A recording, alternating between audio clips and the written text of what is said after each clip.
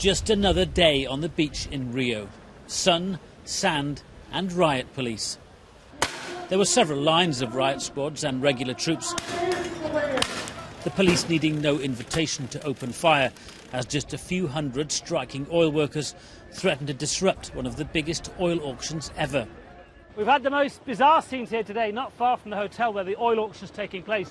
There are riot police and soldiers firing tear gas grenades, even stun grenades, not only towards the protesters but also onto the beach here, where there are holidaymakers and tourists watching incredulously, some of them still sitting there while all of this fighting, while all these clashes are still going on.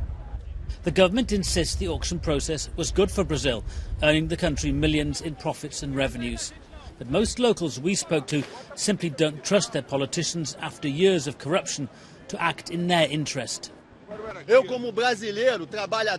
I'm a Brazilian, I pay taxes, says Tadeu Carvalho. But this is a country with no health system, no education and no security. As Brazilians, we pay, and it's the politicians who are all rich. Events inside the hotel went ahead undisturbed.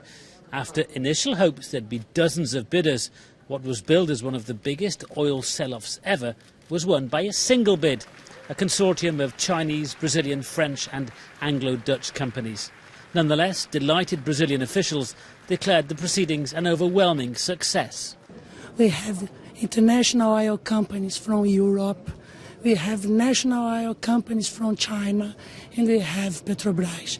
So we have very good partners to help Brazil to develop our pre-salt. Already a medium-sized oil producer, Brazil is now set to become one of the world's biggest exporters when the Libra field comes online. But in return for the rights to develop as many as 12 billion barrels of oil, the winning bidders will hand over a large proportion of profits to the Brazilian government and operate under strict conditions. Wyre Davies, BBC News, Rio de Janeiro.